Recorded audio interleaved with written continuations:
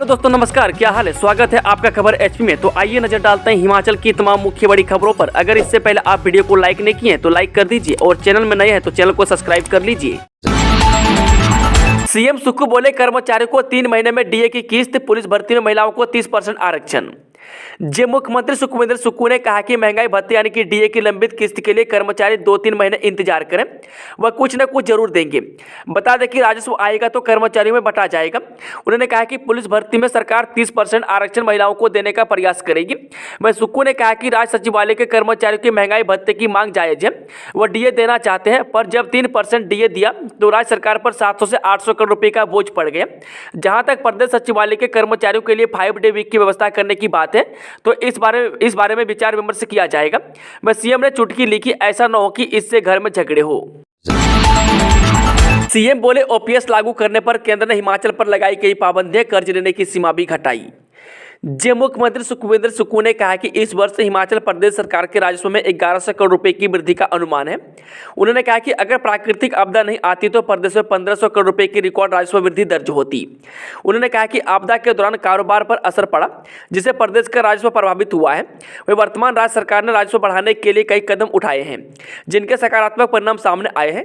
वही मुख्यमंत्री ने कहा कि पुरानी पेंशन योजना लागू करने पर केंद्र सरकार ने हिमाचल प्रदेश पर कई पाबंदियां लगाई है, जिसके तहत इस वित्त वर्ष में ऋण लेने की सीमा 6600 करोड़ रुपए तय की गई है।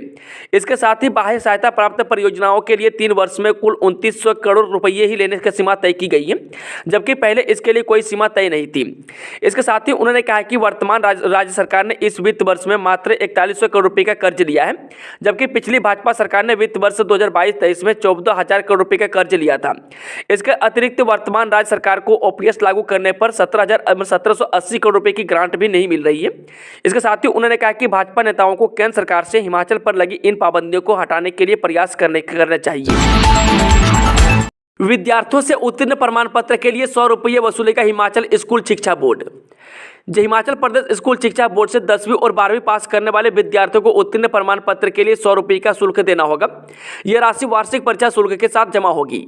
इसके बाद परीक्षाओं में उत्तीर्ण होने वाले विद्यार्थियों को अंक तालिका के साथ पास होने का प्रमाण पत्र भी जारी किया जाएगा।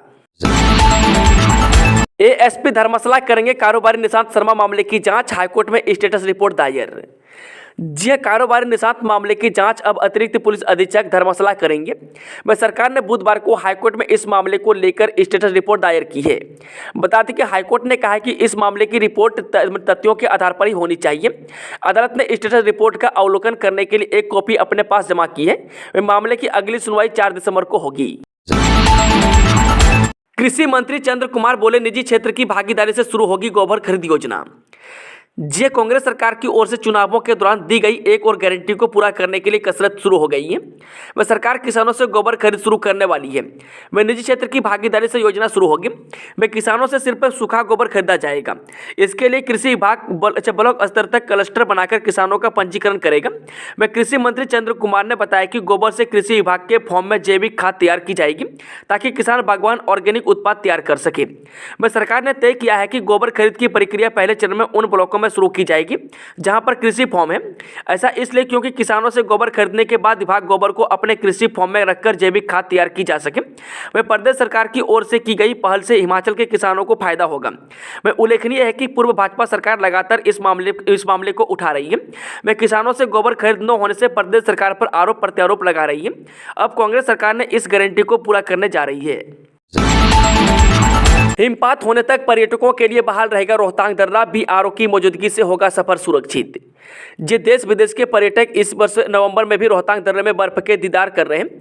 इस बार मौसम साफ है और सभी पर्यटन स्थल पर्यटकों के लिए बहाल हैं। वे प्रशासन इस बार हिमपात होने तक रोहतांग दर्रा पर्यटकों के लिए बहाल रखेगा। बता दें कि दर्रे में बीआरओ की मौजूदगी से सफर सुरक्षित है। साथ मनाली पुलिस की गुलाबा व मड़ी चेक पोस्ट भी पर्यटकों का सहारा बनी हुई है। वे प्रशासन का भी प्रयास है कि इस बार पर्यटन सीजन लंबे समय तक मंदा रहे तो रोहतांग को जब तक हो सके बहाल रखा जाए। हिमाचल शिक्षा विभाग में 6 अधीक्षक ग्रेड 2 को पदोन्नति का तोहफा, निदेशालय ने जारी किया आदेश। जे प्रारंभिक शिक्षा और उच्चतर शिक्षा विभाग में सेवारत अधीक्षक ग्रेड 2 से 6 कर्मचारी को अधीक्षक ग्रेड 1 के पद पर पदोन्नत किया गया है। इसमें हमीरपुर निवासी सुमन बनियाल, आशा देवी, सुमन लता, कुलजीत सिंह, कश्मीर सिंह और जगदीश कुमार शामिल हैं। वह शिक्षा विभाग के सचिव राकेश कंवर ने विभागीय पदोन्नति समिति की सिफारिश पर पदोन्नत इन सभी 6 अधीक्षकों ग्रेड 1 की पदोन्नति के आदेश बुधवार को जारी किए हैं। मजदूर और किसान 25 से 27 नवंबर तक शिमला में बोलेंगे हल्ला। जी हां, केंद्र और प्रदेश सरकार की नीतियों के खिलाफ 25 से 27 नवंबर तक मजदूर और किसान राजधानी शिमला में हल्ला बोलेंगे। बता दें कि मजदूर संगठन सीटू और किसान सभा के बैनर तले 3 दिन तक राज्य सचिवालय के बाहर प्रदर्शन किया जाएगा।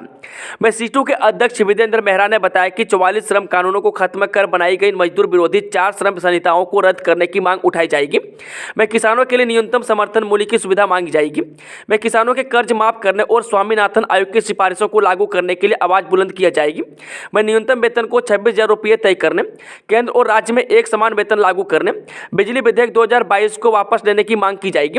वहीं आंगनबाड़ी, मिड डे मील, आशा और अन्य योजना कर्मियों को सरकारी कर्मी घोषित करने, नई शिक्षा नीति को वापस लेने, नौकरी से निकाले गए कोविड कर्मियों को वापस लेने और महंगाई पर रोक लगाने की मांग भी उठाई जाएगी। हिमाचल तकनीकी विश्वविद्यालय में पुनर्मूल्यांकन के लिए 1 दिसंबर तक कर सकेंगे आवेदन। हिमाचल प्रदेश तकनीकी विश्वविद्यालय हमीरपुर ने पुनर्मूल्यांकन यानी कि पुनः जांच और उत्तर पुस्तिका की फोटोकॉपी के लिए आवेदन मांगे हैं। वह मई-जून 2023 की परीक्षा में बैठे अभ्यर्थी इसके लिए 1 दिसंबर तक आवेदन कर सकते हैं। बता दें कि जो अभ्यर्थी पुनर्मूल्यांकन करवाना चाहते हैं वे ऑनलाइन आवेदन कर सकते हैं।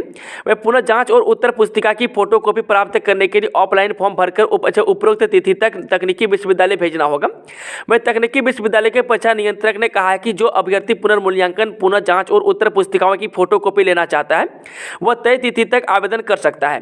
वह पुनर्मूल्यांकन, पुनः जांच और उत्तर पुस्तिकाओं की फोटोकॉपी प्राप्त करने के संबंधित पूरी डिटेल तकनीकी विश्वविद्यालय की वेबसाइट पर उपलब्ध है।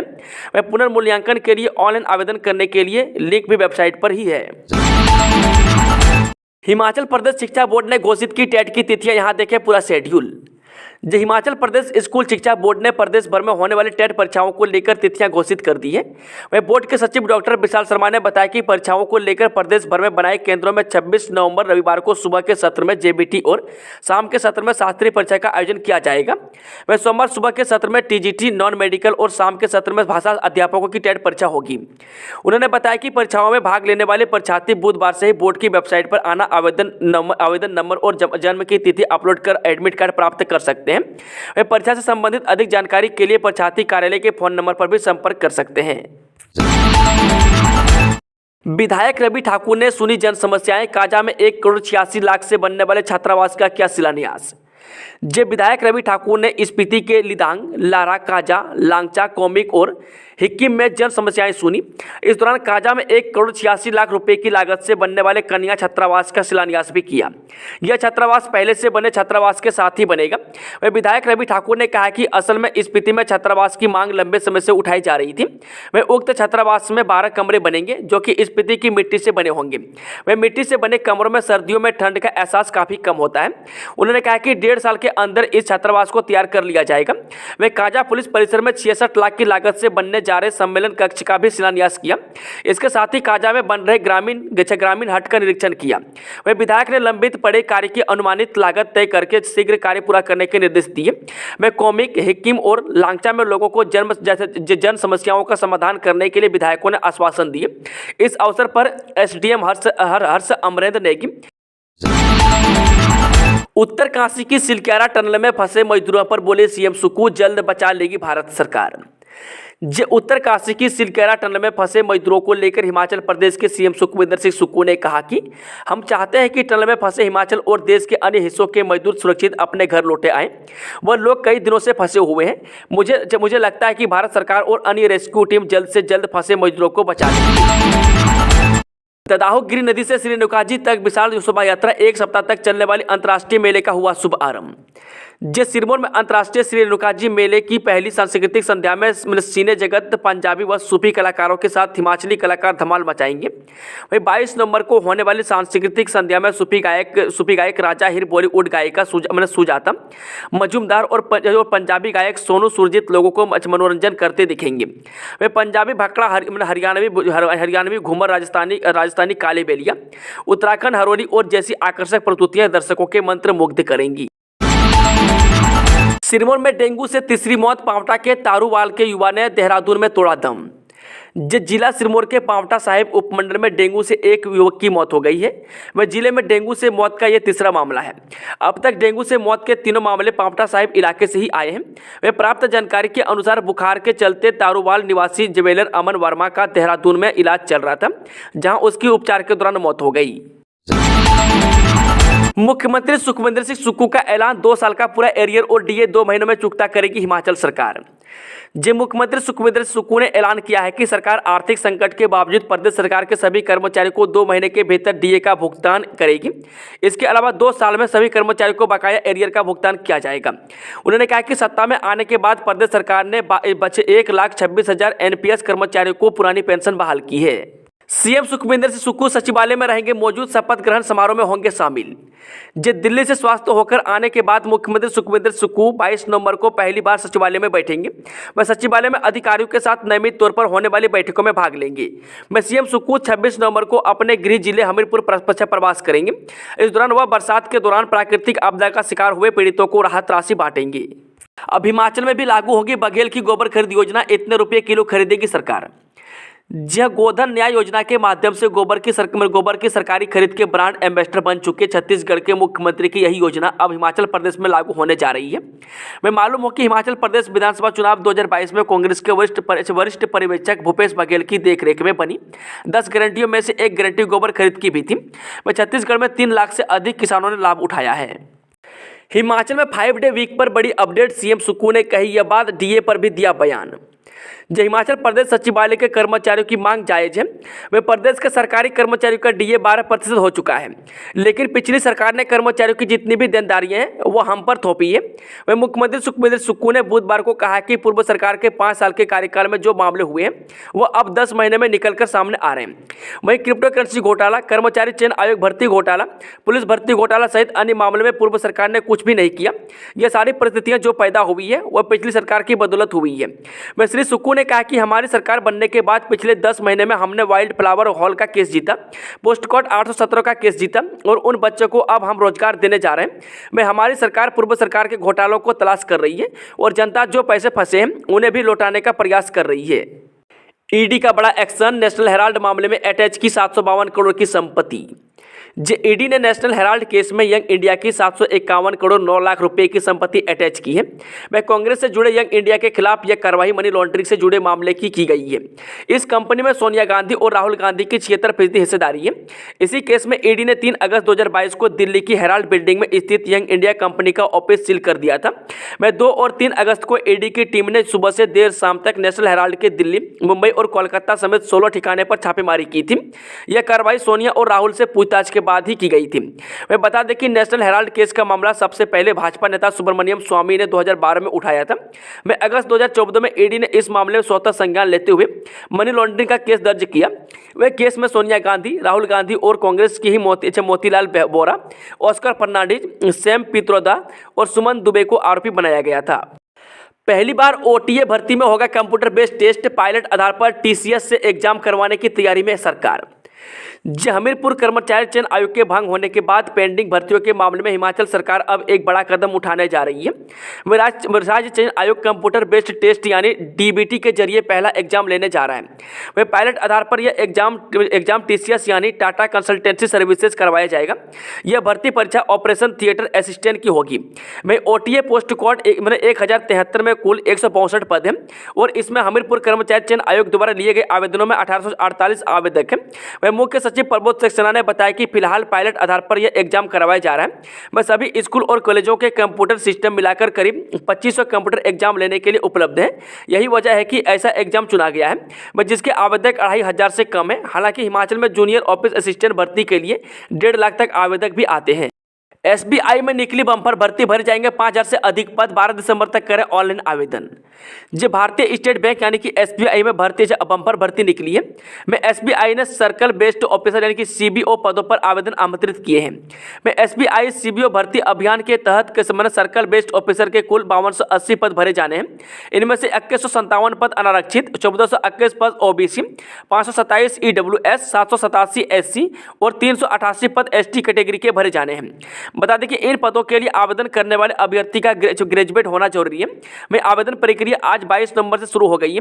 में अभ्यर्थी बैंक की आधिकारिक वेबसाइट sbi.com.in के जरिए आवेदन कर सकते हैं। में आवेदन करने की अंतिम तिथि 12 दिसंबर 2023 है। बता दें कि इन पदों के लिए आवेदन करने वाले अभ्यर्थी की न्यूनतम आयु 21 साल और अधिकतम आयु 30 साल होनी चाहिए। में आरक्षित श्रेणी से आने वाले उम्मीदवारों को ऊपरी आयु सीमा में नियमानुसार छूट प्रदान की जाएगी। में आयु की गणना 31 अक्टूबर के आधार पर की जाएगी। टीएडीए की अधिसूचना मंजूर नहीं, शिक्षा मंत्री से शारीरिक शिक्षक संघ ने मांगी पुरानी व्यवस्था। हिमाचल प्रदेश शारीरिक शिक्षक संघ के अध्यक्ष ललित चौहान और अन्य पदाधिकारियों ने शारीरिक शिक्षकों की मुख्य मांगों को शिक्षा मंत्री रोहित ठाकुर के समक्ष रखा है। सचिवालय में हुई मुलाकात में संघ ने कहा कि प्रदेश के 400 लगभग राजकीय वरिष्ठ विद्यालय में डीपीई के पदों को सृजित करें। वह फिजिकल एजुकेशन टीचर से डीपीई के पदों पर पदोन्नति की जाए। वह मिडिल स्कूलों में पीईटी के पदों को तुरंत भरा जाए। इसके साथ ही मिडिल स्कूलों में भी पीईटी का हस्तांतरण किया जाए और हस्तांतरण के लिए 100 बच्चों की कंडीशन को हटाने की अधिसूचना की जाए। वह टीएडीए की अधिसूचना को संशोधित करके पहले की तरह रखा जाए। युवाओं के लिए राहत भरी खबर, आईटीबीपी में निकली वैकेंसी, 248 पदों के लिए 28 तक करें आवेदन। जो युवाओं के लिए राहत भरी खबर आईटीबीपी लाया है। में आईटीबीपी ने कांस्टेबल जनरल ड्यूटी के खाली पदों पर भर्ती निकाली है। इस भर्ती के अभियान के लिए मेधावी खिलाड़ियों से आवेदन मांगे गए हैं। वहीं उम्मीदवार recruitment.itbppolice.nic.in पर जाकर आवेदन कर सकते हैं। ये युवा 28 नवंबर तक फॉर्म भर सकते हैं। बता दें कि 248 पदों को आईटीबीपी भरने की तैयारी में है। 500 रुपये में बिल क्लर्क ने बेचा ईमान, विजिलेंस ने रिश्वत लेते रंगे हाथ पकड़ा, मामला दर्ज। State vigilance and anti corruption bureau Dharamshala की टीम ने लोक निर्माण विभाग ज्वाली कार्यालय में कार्यरत बिल क्लर्क को 500 रुपये रिश्वत लेते रंगे हाथों पर गिरफ्तार करके उसके खिलाफ भ्रष्टाचार निरोधक अधिनियम के तहत मामला दर्ज किया है। बता दें कि एसपी विजिलेंस बलबीर ठाकुर ने बताया कि आरोपी कैलाश चंद पुत्र लेखूराम निवासी नूरपुर, जो कि लोक निर्माण विभाग ज्वाली में बिल क्लर्क के पद पर कार्यरत है, तथा वह रिटायर्ड ड्राइवर बलजीत सिंह निवासी हरिपुर के जीआईएस फंड की पेमेंट की एवज में रिश्वत की मांग कर रहा था, जिस पर बलजीत सिंह ने विजिलेंस ऑफिस धर्मशाला में इस संदर्भ में शिकायत की थी। मैं बता दें कि बुधवार को विजिलेंस की टीम ने जाल बिछाकर क्लर्क को 500 रुपये की रिश्वत लेते हुए रंगे हाथों पकड़ा। क्लर्क को गिरफ्तार कर लिया है। उन्होंने बताया कि बलजीत सिंह वर्ष 2022 में रिटायर हो चुका है। एसपी विजिलेंस बलबीर ठाकुर ने बताया कि इस संदर्भ में केस दर्ज करके आरोपी को गिरफ्तार कर लिया है तथा आगामी कार्रवाई की जा रही है। नौकरी चाहिए तो 5 दिसंबर को आइए आईटीआई मंडी गुजरात के ये कंपनी लेगी इंटरव्यू। जी औद्योगिक प्रशिक्षण संस्थान मंडी में 5 दिसंबर को Suzuki motor Gujarat private limited company ITI pass पुरुष अभ्यर्थियों के साक्षात्कार लेगी। वह संस्थान प्रधानाचार्य इंजीनियर रविंद्र सिंह बनियाल ने बताया कि साक्षात्कार में भाग लेने वाले उम्मीदवार को 10वीं में 40 और आईटीआई में 50% अंकों के साथ पास होना अनिवार्य है। इसके लिए आयु सीमा 18 वर्ष से 23 वर्ष के मध्य होनी चाहिए। वह साक्षात्कार में fitter, diesel mechanic, motor mechanic, machinist, welder, Turner, electrician, electronics, tool and dry maker, plastic processing operator, tractor mechanic, instrument mechanic और पेंटर जनरल के पास अभ्यर्थी भाग ले सकते हैं। अब बिलासपुर में ही तैयार होंगे कबड्डी और कुश्ती के खेलों के लिए खिलाड़ी। जे सांसद खेल महाकुंभ के सफल आयोजन के बाद केंद्रीय खेल मंत्री व हमीरपुर से सांसद अनुराग सिंह ठाकुर और ड्रीम इंडिया के संयुक्त प्रयासों से हमीरपुर संसदीय क्षेत्र के कबड्डी और कुश्ती के होनहार खिलाड़ियों को प्रशिक्षण देकर राष्ट्रीय व अंतर्राष्ट्रीय स्तर के खिलाड़ी तैयार करने के मद्देनजर बिलासपुर में 2 स्पोर्ट्स सेंटर खोले जा रहे हैं। वह BCCI senior tournament selection committee सदस्य व बिलासपुर क्रिकेट एसोसिएशन के सचिव विशाल जोगता ने जानकारी देते हुए बताया कि हमीरपुर संसदीय क्षेत्र के होनहार मेधावी छात्रों को भारत दर्शन यात्रा करवाने के बाद अब केंद्रीय मंत्री अनुराग ठाकुर ने हमीरपुर संसदीय क्षेत्र से कबड्डी और कुश्ती के बेहतरीन खिलाड़ियों को राष्ट्रीय व अंतर्राष्ट्रीय स्तर के कोच के जरिए प्रशिक्षण देकर आगे बढ़ाने का सुनहरा मौका दिया है। राजौरी एनकाउंटर में आतंकवादियों के साथ मुठभेड़ में 2 जवान शहीद। जम्मू कश्मीर में राजौरी के बाजी मोल 1 क्षेत्र में चल रही मुठभेड़ में दो अधिकारी यानी कैप्टन सहित 4 सैन्यकर्मी शहीद हो गए हैं। वह पुलिस ने कहा था कि दिन की शुरुआत में राजौरी के कालाकोटे इलाके में सुरक्षा बलों के साथ मुठभेड़ में 2 आतंकवादी फंस गए थे। बता दें कि 16 करोड़ के सूत्रों के माने तो क्षेत्र में आतंकवादियों के एक समूह की आवाजाही के बारे में इनपुट मिलने के बाद विशेष बलों सहित सैनिकों के क्षेत्र में तैनात किया गया था। वह सेना से मिली जानकारी के अनुसार बता दें कि शहीद हुए जवानों की पहचान कैप्टन एम बी प्रांजल और कैप्टन शुभम 9 पैरा और हवलदार माजिद 9 पैरा के तौर पर हुई है। इसके अलावा मेजर मेहरा 9 पैरा घायल हुए हैं, जिनका इलाज अस्पताल में चल रहा है और उनकी हालत स्थिर बताई जा रही है। बिलासपुर में विधायक का पीए बनकर साथी ने साइबर कैफे से संचालक से ठगे 24,000। जिला में चंद दिनों पहले भाजपा विधायक जे.आर. कटवाल के फेक आईडी से जेपी नड्डा के खिलाफ की गई बयानबाजी मामले में पुलिस ने जांच पूरी नहीं हुई थी कि अब बिलासपुर सदर विधायक त्रिलोक जम्वाल के नाम पर ऑनलाइन फ्रॉड का मामला सामने आया है। वह शातिर बदमाश ने स्वयं को सदर विधायक त्रिलोक जम्वाल का पीए बताकर साइबर कैफे चलाने वाले को 24,000 रुपये का चूना लगा दिया। वह ऑनलाइन फ्रॉड का यह मामला 17 नवंबर को घटित हुआ है। जनवरी से अक्टूबर तक सड़क हादसों में 729 लोगों ने गंवाई जान, रिपोर्ट में खुलासा। हिमाचल प्रदेश में 729 लोगों ने सड़क हादसों में अपनी जान गंवाई है। वह परिवहन विभाग की ओर से बुधवार को जारी जनवरी से अक्टूबर तक की रिपोर्ट में यह खुलासा किया गया है। इस अवधि के बीच 1870 सड़क हादसे हुए हैं, इनमें 4614 लोग घायल हुए। वह बता दें कि तेज रफ्तार से गाड़ी चलाए जाने पर 223 और लापरवाही से 323 लोगों की सड़क हादसों में मौत हुई है। वह हिमाचल सड़क हादसों को रोकने के लिए परिवहन विभाग 20 से 30 नवंबर 2023 तक सड़क सुरक्षा अभियान चला रहा है। चलिए वो चलते हैं आज की आखिरी खबर। मां की डांट से नाराज होकर घर से निकली छात्रा पहुंची दोस्त के पास, हो गई दुष्कर्म का शिकार। मां की डांट से नाराज होकर घर से निकली एक नाबालिग छात्रा के साथ दुष्कर्म का मामला सामने आया है। बताया जा रहा है कि छात्रा मां के डांटने पर नाराज होकर अपने दोस्त के घर पहुंची थी, लेकिन दोस्त ने इस मौके पर फायदा उठाते हुए उसके साथ दुष्कर्म की घटना को अंजाम दे डाला। वह मामला मध्य प्रदेश के सातना जिला का है। वह पीड़िता ने इस संबंध में पुलिस में शिकायत दर्ज कराई है। वह शिकायत के आधार पर पुलिस ने मामला दर्ज कर आरोपी को गिरफ्तार कर लिया है। वह पुलिस से मिली जानकारी के अनुसार कोलगांवा थाना क्षेत्र के रहने वाली 15 वर्षीय छात्रा मोबाइल फोन पर किसी युवक से बात करती थी। इसको लेकर मां ने उसे फटकार लगाई थी। वह मां की फटकार से नाराज होकर छात्रा पतेरी में रहने वाले अपने दोस्त अनूप कुशवाहा के घर चली गई थी, लेकिन यहां अनूप ने मौके का फायदा उठाते हुए छात्रा के साथ दुष्कर्म की घटना को अंजाम दे डाला। इतना ही नहीं, छात्रा के साथ दुष्कर्म करने के बाद अनूप ने उसे अपने दोस्त संजय के हवाले कर दिया। वह बाद में पीड़िता ने इस संबंध में अपने घर वालों को बताया। वह परिजनों ने इसकी शिकायत पुलिस में की। वह पीड़ित परिवार की शिकायत के आधार पर पुलिस ने मामला दर्ज कर आरोपी अनूप को गिरफ्तार कर जेल भेज दिया है। वह संजय कुशवाहा की तलाश जारी है। दोस्तों, आज की खबर का सिलसिला समाप्त होता है। अगर जानकारी पसंद आई तो वीडियो को लाइक, शेयर, चैनल को सब्सक्राइब जरूर करें।